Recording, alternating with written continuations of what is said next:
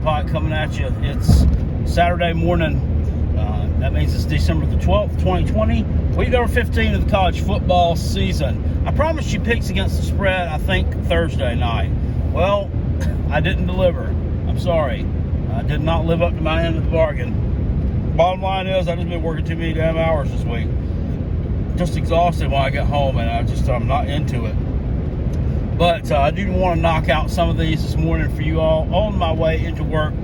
Once again, last week I was over 500 on the picks against the spread for week number 14, and I'll grade those out tomorrow along with these. I just have not had time to do it. But I was over 500, though not much. It wasn't a great week. This week, we got Coastal Carolina going on the road to Troy. Coastal Carolina is laying 13.5 points on the road. Now, they got the big upset victory over BYU last week at home in an impromptu game. They won 22-17. More impressive, I think, than the fact that they won was just the fact they held BYU to 17 points. Really good game there. They're 10-0. I look for them to continue to roll in this one. You would think this might be a letdown spot. I really don't see it. We've been looking for them to have a letdown spot all year long. It hasn't happened.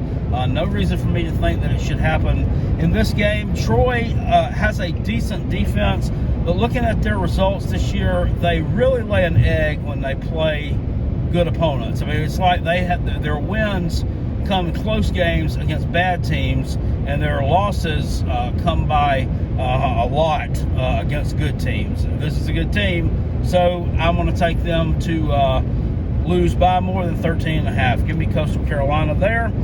4 p.m. over on the SEC Network, Tennessee at Vanderbilt. Tennessee is 14.5 point favorite on the road. Remember when this used to be a big game? Yeah, me neither. Take Tennessee in this game. They are coming in with a record of 2-6, but Vanderbilt is 0-8. Just a bad program all the way around. They fired their coach. You all know the deal with that. I don't know if the girl kicker is going to participate in this one or not. I look for her to put a kickoff in the end zone or something thereabouts. If she does, it's excellent. All right, let's look here. I didn't even write these down. I'm just going through the games of what I've got. There's so many freaking cancellations. It's just awful to try to navigate this stuff. 12 p.m. on the SEC Network. This is a interesting matchup. Georgia goes on the road to take on Missouri, and actually a ranked Missouri team. They're ranked number 25 in the country. 5-3 record under first-year coach Eli Drinkwitz. This is a game that's rescheduled from earlier in the season. It was postponed due to coronavirus issues within the Missouri program. I think that Georgia wins big here. Everybody, a lot of people are siding with Missouri on this one. I'm not doing it. Georgia has looked really good ever since they actually found a quarterback. Now they can actually run the ball, which they've always been able to do, and throw the ball. Arkansas gave up yes, they came back and won last week against Arkansas, but let's not look past the fact that they gave up 48 points to an average team in Arkansas. Georgia is way better than an average team, so give me the Bulldogs there to cover that 13.5 point spread on the road at Mizzou. Got Rutgers going on the road at Maryland. Maryland is 8.5 point favorite at home against Rutgers. Rutgers comes in with a record of 2-5. They've played much better this year than I think a lot of people would have given them credit for. I got wins over Michigan State, I believe, and Purdue on the road, which I correctly predicted. But they've also not looked too good at times. Last time out, they played Penn State. I had them pick the cover at home against Penn State, and they didn't do that. They kind of got beat up a little bit. Maryland's actually laying 6.5 at home. I'm sorry. said that line wrong. Maryland's looked good at times this year. When they played, they have a record of 2-2. They got blown out in their first game by the quarterback, Tagovailoa. I'm trying to say that right. Tua Jr. To most. Has looked pretty good this year. Offensively, they are a pretty decent team. Defensively, they're a sieve. Can't stop anybody. I will take Maryland to go on ahead and cover the spread here at home against Rutgers. I think they get that win there. Michigan State goes on the road to Penn State. Penn State's 14.5-point favorite at home. Take Penn State. They're improving now winners of 2 games. They're sitting there at 2-5. Who would have ever thought you would have said that at this point in any season? At Penn State's 2-5. Well, this is, of course, as we know, not a normal year. In case you haven't heard that enough already. Illinois goes on the road to Northwestern. Northwestern is laying 14 at home. Northwestern ranked number 14. Give me here. I don't know that this is I don't know if this is a rivalry or not. Both of them are located in the state of Illinois. The Illini, not a good team. Northwestern, I had a lot of faith in them after that nice win at home against Wisconsin a few weeks ago. Turns out Wisconsin's not that great, and well, quite frankly, neither is Northwestern. I think they're a little bit overrated, and I look for the Illini to keep this one a little bit too close for comfort. Give me Lovie Smith and the Fighting Illini of Illinois to cover that 14 and keep this game within a touchdown or so. I'm skipping around here. I'm not going to be able to hit every game. I'll hit as much as I can in the time I'm given. Utah on the road at Colorado.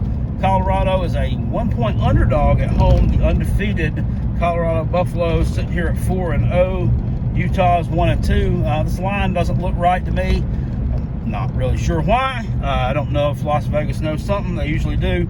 The Buffs are ranked number 21. Utah, of course, has Jake Bentley at quarterback, former South Carolina Gamecock. Good kid. Got some accuracy issues, though. A lot of people like to shit on him. Can't say I didn't shit on him my fair share when he was here at South Carolina as well. By the way, speaking of former people from University of South Carolina, it's like 6:10 a.m. right now, and I just saw where Will Muschamp retweeted something, and he did it just now, like it wasn't like something he did earlier, and I'm like, I mean, what are you doing up at 6:10 in the morning anymore? Like, really? What are you doing up at that time of day? You don't have to get up, man. Go back to bed, man. You ain't got no job. You got $15 million, though. You ain't got no job. You don't need one. I don't know if that's more of an indictment on him or indictment on me for still following him on Twitter. I don't know why I do. I just don't unfollow people. They just go away. But I'm not buying into this one. Give me the Buffs to cover here against Utah. I don't know why that is. I don't know if they got some issues with the Scooby McDooby over there at Colorado or not. I don't know why they would be an underdog. They're undefeated, playing a team that's not. Also not real good. Let's see. Wake Forest, old Demon Deeks, going on the road to Louisville. Louisville's laying 2.5 points at home. Louisville's had a terrible season, and Scott Satterfield, their coach, obviously got some trust issues. Lied to him, man. Lied to him about he was committed to the University of Louisville, and then he interviews for the job at South Carolina. Then he lies again and says, "Oh, but I was just doing that because the school's close to where I was born, and I was doing it to make my parents happy." Really? I think your parents are probably pretty proud of you, sir. I mean, you're a Power 5 head coach. I mean, making a shit ton of money every year to lose football games. What? Make them proud of you. But you lied, man. You just lied twice within the span of a couple of weeks. Big time to a lot of people. So, I don't know. I don't like that. He's a sleazeball. I'm glad that South Carolina didn't go that route now. I don't want somebody that can't be trusted. course, didn't Shane Beamer take some plays from the Wake Forest radio man a few years ago when he was at Virginia Tech? Yeah, he did. What the fuck? Why would you need plays to beat Wake Forest when you're Virginia Tech? Well, maybe not Virginia Tech now. Virginia Tech then was, thought of being on probably a rung above Wake Forest, but not so much anymore. Anyway, give me Wake Forest to cover the spread here. I think it beat Louisville. I think that's just a trash program right now. Alabama goes on the road to Arkansas. Alabama's a 32-point favorite in this game. That's a lot of points. They say don't get rich betting against Alabama. I think that Nick Saban does play it conservatively here. They got a big game coming up next week. I actually do think you'll probably see the starters get pulled really early in this game. Saving up for that SEC championship game next week against the Florida Gators. So give me give me Arkansas to cover that 32 there. I think they'll lose probably by about 28. We see they can put points on the board. Obviously, they did that last week. Real quick, and give me North Carolina to cover against Miami. Miami is a 3-point favorite at home. I like the Tar Heels in that game, and Sam Howell to cover against Miami. Of course, Miami got a shutout last week, but that was against Duke. North Carolina's a totally different animal. Oklahoma State at Baylor, 5.5-point favorites on the road. Give me Oklahoma State to cover there. I still believe in the mullet and the Chuba, right? That is his name. I think he's still playing. He hasn't opted out, has he? Duke on the road at Florida State. Florida State's 3.5-point favorite at home. I don't understand that at all. Give me Duke to cover. I think they probably win the game outright. Florida State is just bad. And I haven't done anything. I wouldn't think in the weeks they're off to prove that they're, make them any better. I mean, what besides lose more players? Their secondary is very, very thin. Almost all freshmen back there. 75% of their team, from what I've heard, is freshmen and sophomores. Almost all freshmen in the secondary. I think that Chase Bryce of Duke might be able to throw the ball around a little bit against that secondary, and maybe he doesn't throw quite as many picks. That's what he normally does. He's thrown more picks than he's thrown touchdowns this year, which makes it no surprise to me. Excuse me, that Dabo didn't cry a lot when he left Clemson. LSU goes on the road to Florida. Florida is a 23.5-point favorite at home against LSU. LSU's just in a mess. The back's against the wall. They got all kind of issues I don't even want to get into. There's too many to list here. They've already self-imposed bowl ban against themselves, and they're a mess. They might come out in the wounded animal mode, back against the wall, but I don't know. I don't see it happening today. I really don't. Florida, I could say also that they would play the game conservatively because they got the SEC championship against next week too. But I just think LSU is that bad, which makes it even more embarrassing. South Carolina Gamecocks got just totally demolished and embarrassed by them back in October. Don't think about that one anymore. That was just sad. Auburn on the road at Mississippi State. Auburn, you got them a 6.5-point favorite on the road at Mississippi State. I'm going to go on ahead and take Auburn to cover here. I think they get that win probably by about 10 points. Mississippi State just not very good at all. So go on ahead and take Auburn to cover. USC, the Trojans, ranked number 15, going on the road to UCLA. It's never easy when you go to the Rose Bowl to play Chip Kelly and crew. 3.5-point favorites. I'm going to go on ahead and take UCLA to cover here. I like the home underdog. They've been playing a lot better this year than what they played the past 2 years. Dorian Thompson-Robinson, I think that's his name, developed into a nice little quarterback for them. And the Chip Kelly system going ahead and give me the Bruins there to cover in the, I don't know what you call it, cross-city rivalry. Virginia goes on the road to Virginia Tech. Virginia Tech is a 3-point favorite at home against Virginia. Virginia Tech did not play bad last week against Clemson, especially in the first half of football. I mean, they played pretty decent, and just when things went bad, they went bad in a hurry for them. They have had a lot of issues this year, especially on the back half of it.